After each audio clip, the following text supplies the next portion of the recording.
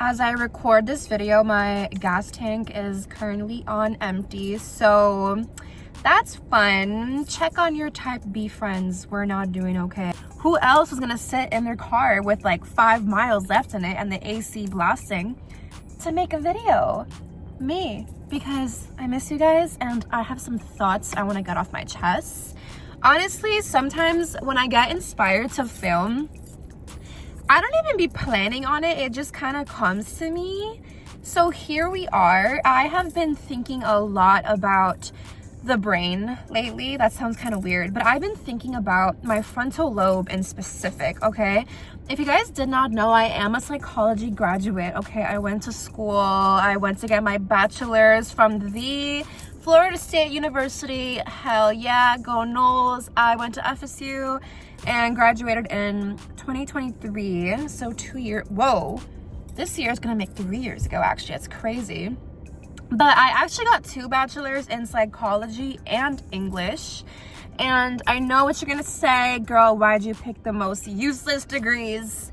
Girl, because those are my interests. But anyway, one thing that I think has completely been ingrained in my brain as a psychology graduate, your frontal lobe fully develops when you turn 25. And I'm currently sitting here at the ripe age of 24, and I can honestly say, I feel like my brain is pretty much fully developed. It's pretty much fully cooked. And I'm a couple months away from turning 25 in April, which is insane. As I record this video, it is currently January 7th. So it's the first week of the year, and it finally hit me like literally a couple days ago. I was like, huh, I'm turning 25 this year in April. And I feel like I've gone through a pretty big glow up in the last couple months, and I think a big part of that glow up is largely attributed to the development of my frontal lobe. So I thought in this video I would share all the things I stopped doing once my frontal lobe developed. As I look back on a lot of the shit I used to do in my earlier 20s and teen years, I can't help but feel an enormous amount of cringe and secondhand embarrassment for a lot of the things I went through and all my mistakes, all my fuck ups in terms of relationships, life, money, just everything. So I thought this would maybe be a really helpful video for anyone in my audience who is a little bit younger than me. If you're in high school, maybe you're in your earlier 20s. Buckle up, it's gonna be a jam-packed video full of all of my mistakes and trauma and things I've stopped doing now that I'm fully developed, or at least 99.9%. Maybe when I wake up on my 25th birthday, I'll just get that final little that little 1% that's like, okay, she's fully cooked, let's go buy a house. Or I don't even know. That's not even smart anymore in this economy. But before we start, guys, I did want to show you my cute little bag charms. Okay, look at this. And I have this vintage Juicy Couture charm. I actually took this as a souvenir from a Juicy bag that I sold on Depop. I was like, girl, you could have the bag, but you're not gonna have the charm. It was really hard to give up the bag too, but hey, I never wore the bag, and I was like, maybe if I keep the chain, it won't hurt as, not the chain, if I keep the charm, maybe it won't hurt as bad. And I'm really happy I kept it. And yeah, speaking of Depop, I'm currently doing a huge sale, so check me out, digitaldollvtg on Depop. Actually, crazy timing, because I'm on the way to the post office to deliver some packages. So let me show you today's victims that I haven't packaged yet. Got this vintage XOXO bag. Okay, yes. I sold this for like $15, I think. Got this little vintage Rossetti bag. She does have a little bit of vintage wear and tear, but a baddie is gonna look amazing in this. All my other packages are currently already packaged up because they were clothing items. But yeah, guys, check me out. Let's get into the video. Okay guys, so the first thing that I stopped doing once my frontal lobe developed was asking for approval, or like getting people's kind of opinions before doing anything at all. For example, you know how sometimes you'll like go out with your girls and in the chat y'all will be like, oh, what is everyone wearing? What are you guys wearing? Whatever. I have stopped asking that question, and also I stopped caring what anyone else is wearing. I would rather pop out and be extra and be OD, be overdressed, instead of trying to like match the vibe. You feel me? I would rather, and my friends know this, like I'd rather all of us go out and we all are like in our unique essence and our unique styles, instead of us trying to like all be the same vibe. Like even if we're on completely different vibes, I don't care. I think that's cool, and I don't think you should like shrink yourself to try to fit in with people around you or like be on the same vibe. You feel me? Like I feel like it exudes such confidence to just own what you wear and own your decisions and not double think everything or like overthink everything as simple as like an outfit and asking like, oh, like do you like this better or this better. Like I just personally stopped doing that because I think it shows a little bit of a lack of confidence if you're always trying to like get someone's opinion, or you'll like change your entire outfit just because someone said they didn't like that top. Like for me, I don't care who you are. If you tell me I don't like that top with that, like I'll be like, thanks for the input, but girl, if I like it, I'm gonna wear it. And I could care less who dislikes it. I could care less who thinks it's a flop, because if I like it, I'm gonna wear it. And honestly, I feel like, I mean, there's nothing wrong with asking what people are wearing, but I personally just stopped needing approval for everything. Same thing with like, if I want to change my hair or do a certain haircut and everyone around me is like, girl, that's not gonna look good on you, or why would you do that? I am not gonna not do it just because someone said it would look bad on me.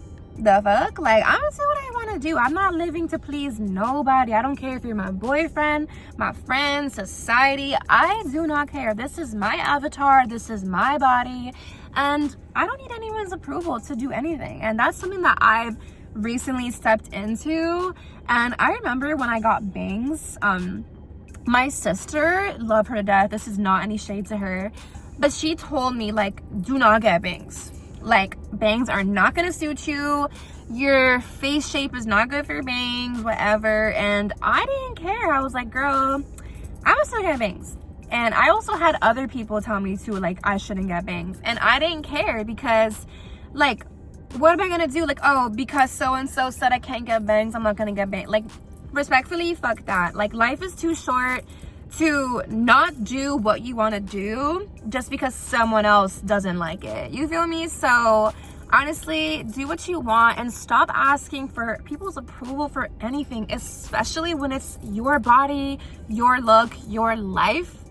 You don't need anyone's approval to do what makes you happy. So honestly, just go after what you want. If it's a look, even if 1,000 people tell you like that looks horrible on you, if you like it, girl, do what you want. And that exudes confidence, that exudes sexiness. And honestly, like, fuck what anyone else has to say, girl. Like, do what you want to do. Okay, the next thing that I stopped doing was I stopped getting FOMO. When I see people, let's say people my age, like 24, doing things like buying houses online, or I don't know, having kids, I truly do not experience FOMO, because I'm like, if I was supposed to be having those things happen to me, it would just be happening to me, and that would be the timeline I'm supposed to be on. And I'm just simply not, and I'm so okay with like the timeline and the path that I'm supposed to be on. I'm okay with where I'm at, that I don't feel this need to like do what everyone else is doing just because it's like romanticized online. Like, just because something is romanticized online by the masses doesn't mean it's meant for you, and that's the path you need to be on just because it's popular and people talk about wanting these things. You need to first ask yourself, like, what is it that you even want? Because if you do some quick introspection and get to know yourself, you might even come to realize that what you want and what you want for yourself might not be what the masses say is so, like, the idea of success that you see online. Like, that is only one facet and one image of success. There's so many different versions of success and like fonts and different ways that success could look like to each specific person. Maybe to someone else, what's popular online is like their version of hell. Like, literally, like, it's so subjective. Honestly, having FOMO or being envious of anything in that nature, it's honestly a waste of time, because it's like, if you were supposed to be on that timeline and that path, you would just be there.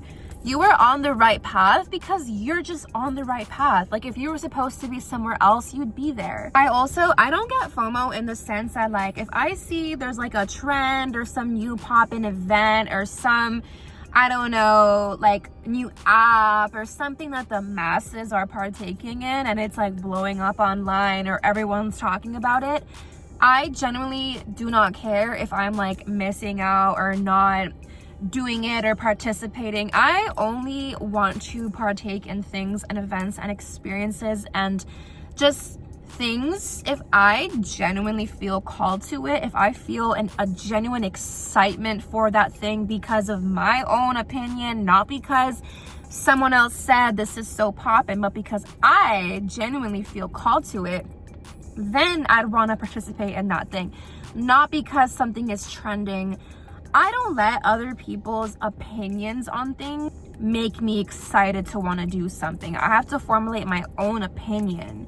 And with that being said, like, I do not get FOMO. When I see people doing things that maybe I am not doing, I am just like, good for you, and I move on. Like, I'm happy for you, have a great time. I don't get FOMO.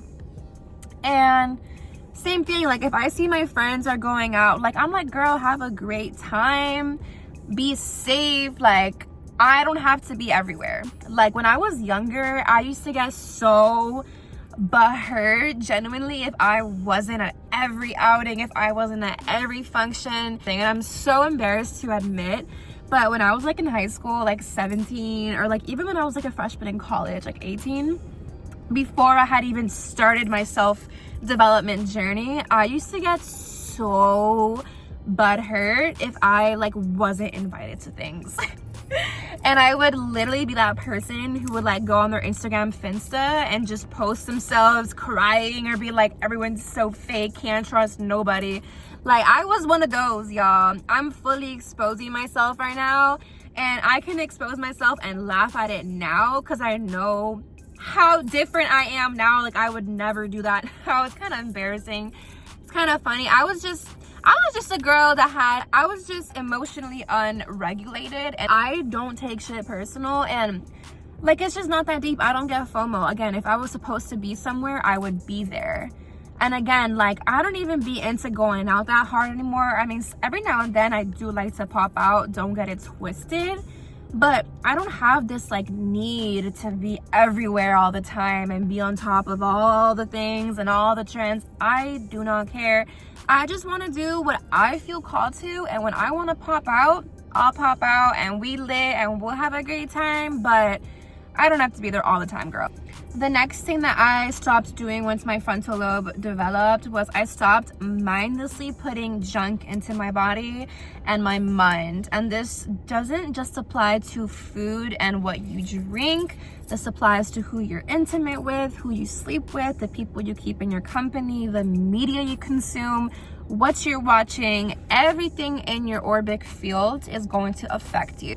I stopped, for the most part, mindlessly doom scrolling and just consuming random media. Social media is so bad for your brain, guys, specifically TikTok.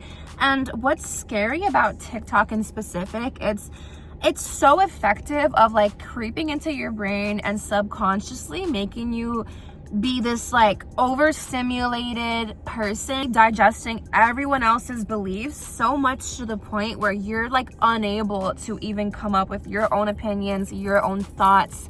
And it's so dangerous. I think there's a really serious issue of lack of critical thinking happening. For example, I just want everyone to know, going on TikTok, it's not research. It's not equivalent to actual research. It is not like Bible. Just because there's a random TikTok that went viral and someone went on there and said something and it has millions of likes and people in the comments supporting them, that doesn't mean that person is right. That is just one opinion. TikTok is an echo chamber of just opinions regurgitated and people going back and forth, and so many people have become victims to this black and white kind of thinking. And I truly believe TikTok is like one of the main powerhouses in creating that problem, and because of that, you're seeing such a division in people. It is so important to be able to come up with your own opinions and formulate your own thoughts instead of just regurgitating TikToks. And just, it's best to stay away from mindlessly doom scrolling as much as possible. You could always tell when a person gets all of their research and opinions from TikTok. It's just so blatantly obvious, and it's just so important, you guys, to not take everything you see at face value and as a fact, okay? Always do extra actual research.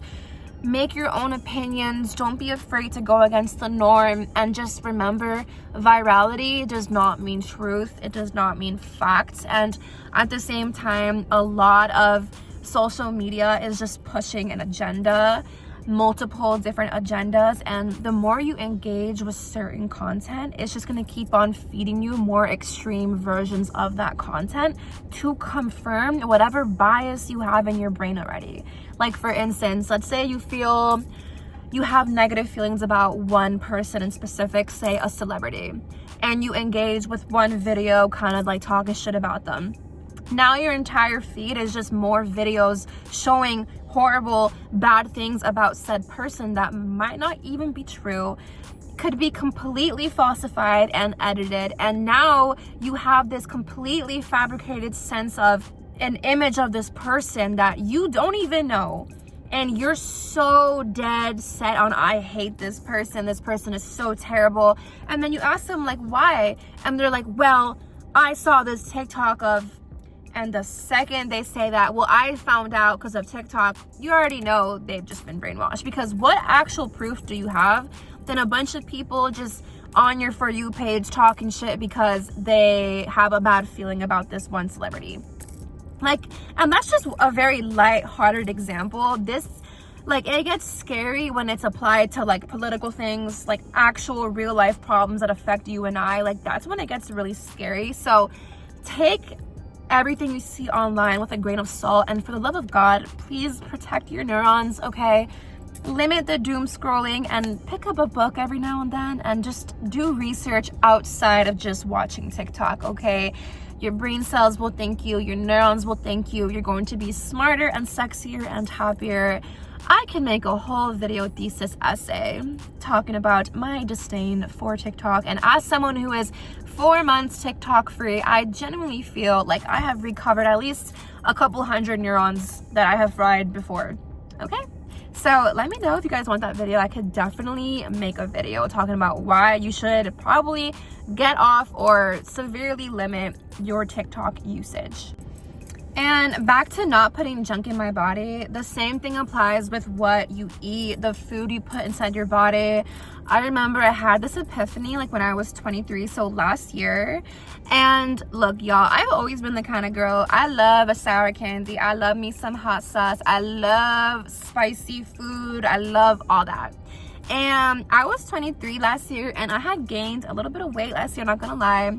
And I remember like just getting real with myself and being like, girl, I'm 23. Why am I eating like I'm still 19 or 18? Like, I can't keep up with all this processed food, all this terrible shit, high sodium, like, nah. So I had to get real with myself, and now I'm very intentional about what I put in my body.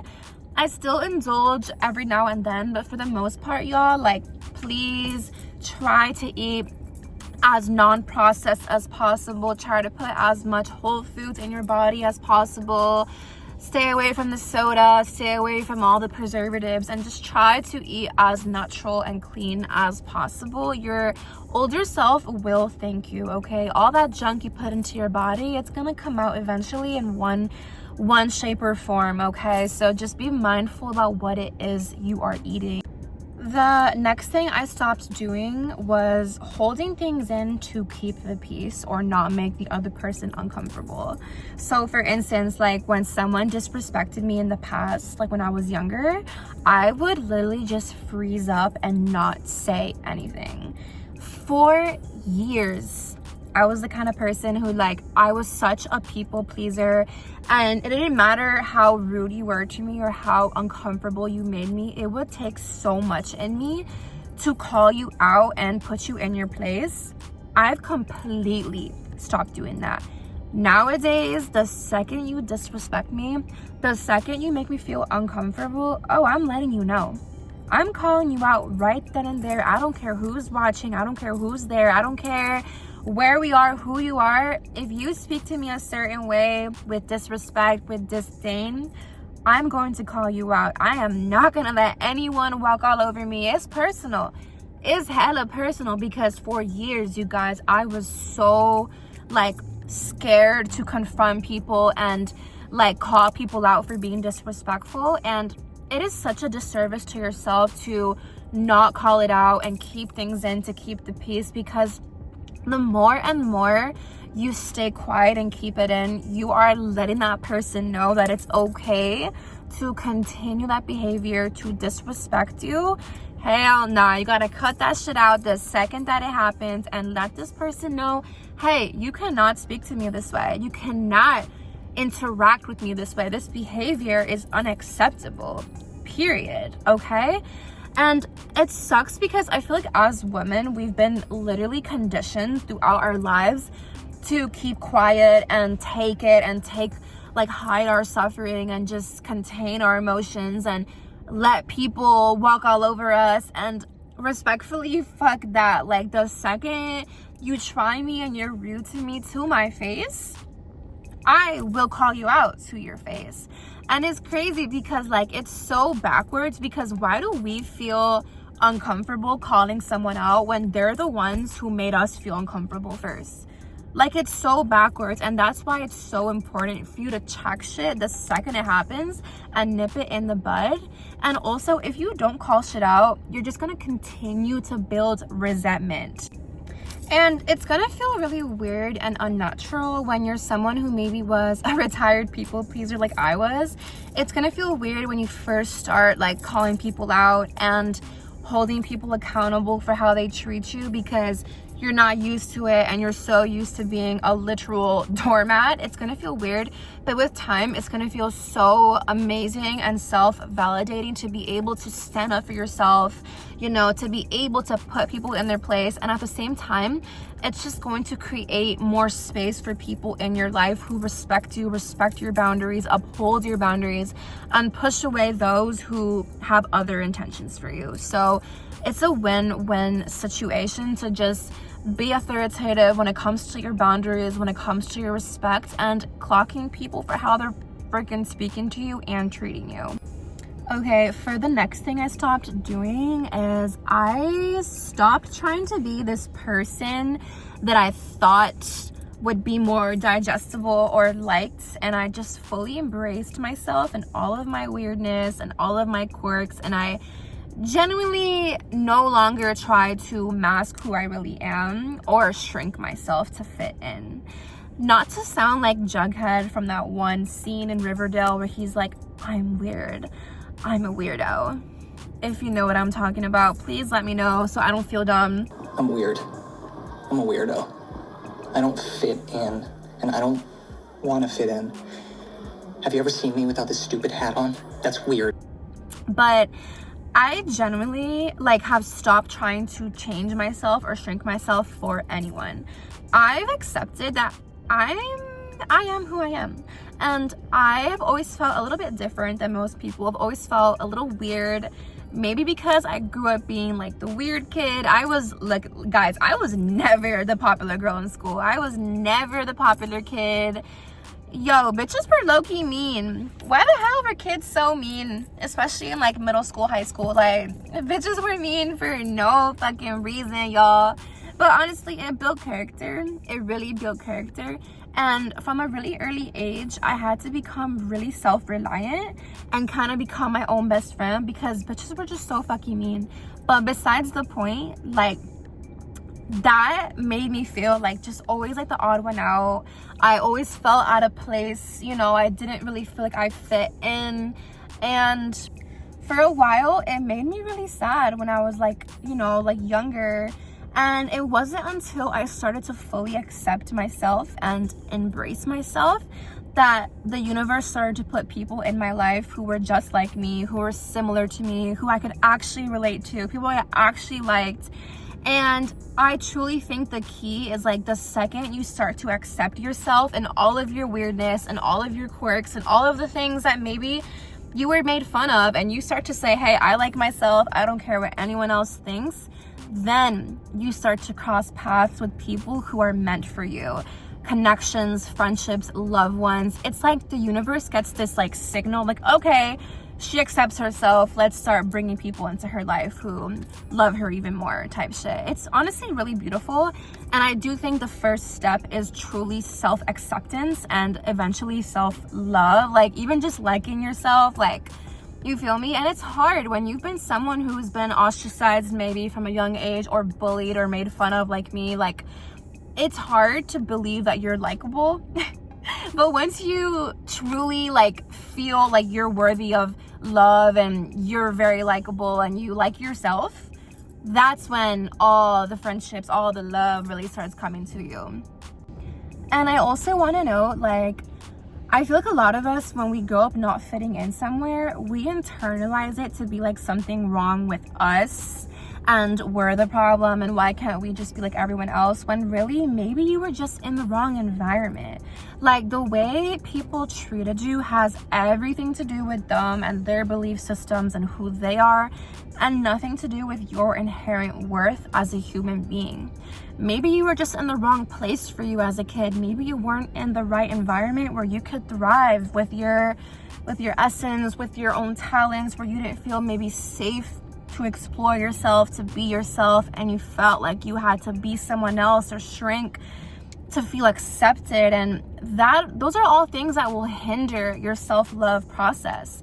So it has nothing to do with you and everything to do with where you are, the people around you, and it just simply means you haven't found your people yet. You haven't found your place yet, but you will, given you keep on trying to accept yourself and love yourself. There have been people in my life that, like, I get emotional thinking about it, because like when I met them and we connected so hard, I was like, I can't believe you're real, I can't believe you exist, because you're literally like exactly like me. All the things you've gone through are so eerily similar to like my experiences, my pain. And it's so beautiful in those moments when you find those friends and connections, because it really shows you that like you were lovable all along, and you were meant for friendship all along. You were meant for community. Maybe you were just in the wrong place for a little while, and it just took you a little more time to step into this version of yourself where you accept yourself, and as a result, others accept you and love you too. And it's beautiful. It's a beautiful feeling. I remember back when I was like in my emo era and I was super depressed and I just didn't fit in and I felt super weird. I used to think I was like such an anomaly and like no one was ever gonna understand me, and I was so hopeless and I was just alone. Girl, cut the crap. You're not an anomaly, okay? Like, do you know how many people have these emotions of feeling left out, like they don't fit in, like they don't have any friends? That is such a common sentiment when you're young, especially when you're young and iconic, okay? Let me just say, a lot of the baddies grew up weird and lonely. Let me just put that out there, okay? But that's such a common sentiment. You're not alone. You're not an anomaly, and I promise you, you will grow up into yourself and find community, find people who adore you, and honestly, you will grow into yourself and adore yourself. You don't need anyone to give you validation. Like, you need to adore yourself, and you will with time, okay? People. The next thing I stopped doing was I stopped waiting for the perfect moment to start anything, and I realized there was never going to be a perfect moment. Life is always going to be chaotic. There's always going to be shit in the background going on. There is never going to be this pitch perfect time to start where the curtains will open and the heavens will guide you to this one path and it's the perfect fucking time. That is never going to happen. And if you have anything in life that you want to go for and start, understand it's going to be imperfect, especially when you're a beginner and you're new at something. Like, you're gonna suck at first, and you have to fail your way into success, okay? You have to be imperfect. You have to suck for a little bit. Ain't no one starts something and is just like goated, unless you're like the 1% of people who's just gifted at whatever specific thing you want to do with your life. But understand that the more you keep putting things off, waiting for that perfect moment, you're just pushing and delaying your dreams even more. The more you say shit to yourself like, once I lose weight, once I do this, and once I have this amount of money, then I'll start, you're just pushing off your dream life more and more. So you might as well just start when shit's not perfect, when you don't have everything figured out, and at least you have momentum, okay? All you need in life is momentum, some passion, and a loose plan. That's about it. Everything else is just extra, okay? Ooh, this next one is huge. This is a good one. This is a good one. I stopped confusing chaos for passion. Y'all, for years, I confused chaos for passion, okay? For most of my romantic relationships in my earlier 20s, they were, all of them, extremely toxic. Yeah, just crazy relationships, and I was confusing that toxicity, that chaos, that instability, that feeling of danger. I was confusing that for passion and intensity and love and just something deeper than me. And I was so like, I don't even have the word to describe how I felt. And I don't know if it's because, I don't know. Let's just narrow it down to, I didn't grow up with a healthy image of love. I never really knew what healthy love looked like as a little girl. Not to get too much into a trauma dump, because this is not the point of this video, but I just never knew what healthy love looked like. And on top of that, I am an Aries moon, so I'm, astrologically speaking, I'm very drawn to fire and passion and intensity, and I'm just a very passionate person. And if I don't feel passionate about something, I will not give a fuck about it. And that's why I've had so many problems with jobs in my life. But I keep getting off tangent. But basically, for all of these reasons, I confused chaos for passion. And I just got into a lot of dangerous, toxic situations. And I just want all the girls to know that the relationship that you're meant to be in, like the person you're meant to be with, it's not going to feel unsafe or anxiety inducing. It's not going to feel chaotic. It's just going to feel seamless. Maybe not like perfectly seamless, because nothing is perfect, but it's going to feel calm. You're going to feel steady. You're going to feel sure. You're not going to be burdened with anxiety and this inner gut feeling that I don't even have the words to explain. It's kind of just like your body knows before your brain knows type shit. Like your gut knows before you know. And pay attention to those cues, because I really wish that I had paid attention to that when I was younger. It would have saved me a lot of heartache and just pain and suffering. For instance, a little story time. Literally, I had this boyfriend in the past that I met him when I was like 20, and just to kind of paint the picture of how chaotic it was, he was like 11 years older than me, and he was my boss, and I met him when I was 20.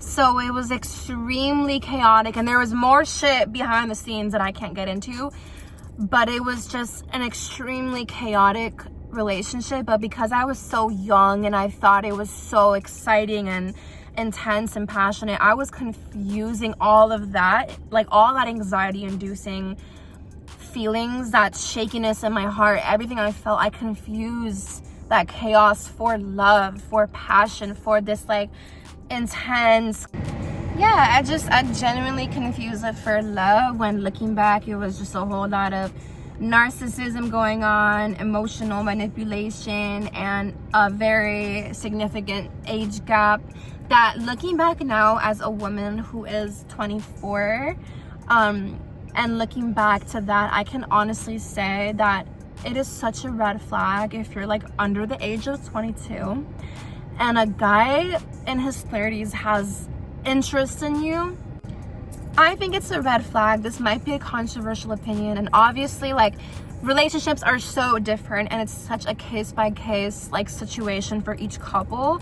But general rule of thumb, like, a guy who's in his 30s, what does he have in common with anyone who's 19, 18, 19, 20, 21 even? Like, I feel like if you're under the age of 21, like 21, 22, and a guy who's like 33, 34 is interested in you, like, it's kind of a red flag. It's kind of a red flag. I think once you're over the age of 21 or 22, it's not a big deal. Obviously, like, who cares? We're all grown.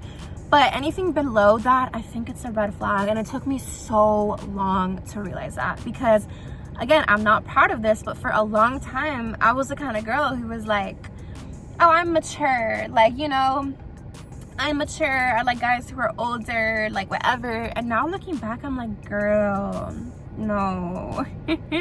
There's a reason that 35-year-old man is single and he's trying to get with a 19-year-old. It's because women his own age don't want him. It might be controversial, but it's my opinion. Obviously, this is not for everyone. I'm not saying it's not possible to have a significant age gap and have it be healthy. I'm literally in one right now. My boyfriend is 32. I'm 24, but the difference is I met him when I was 24, not when I was 19 or 20. So context matters. And if you're below the age of 21, please listen to me. I used to be just like you, and it even gets worse. When I was younger, like, I want to vomit thinking about it, but when I was in high school, like 16, 17, the same thing happened to me too, with men pushing 30. So it's just a lot of trauma, honestly, that I don't want to get into in this video, but just know that it's a red flag, and try to date within your age range, maybe 5 years max if you're below the age of 21. Just a little rule of thumb, please. Protect yourself, ladies. Be safe out there, and always trust your gut, and never do anything you feel uncomfortable or unsure about. Don't let anyone pressure you into doing anything you don't want to do. Okay, you guys, that is everything I stopped doing once my frontal lobe developed, and there's honestly a lot more I could talk about, but this video would be 2 hours long, dead ass. So thank you guys for watching, and you know, I know I'm not 25 yet, but I honestly feel like being 24 has been such a transformational year for me. I truly think this is the year that my brain developed, and I hope that these tips and lessons helped you, especially for all my younger girls watching. And yeah, I love you guys so much. Thank you for being here. Thank you for watching. Thank you. I appreciate you guys so much, and I hope you're having an amazing start to the new year. And yeah, I love you guys so much, and I will see you in the next video. Bye, guys.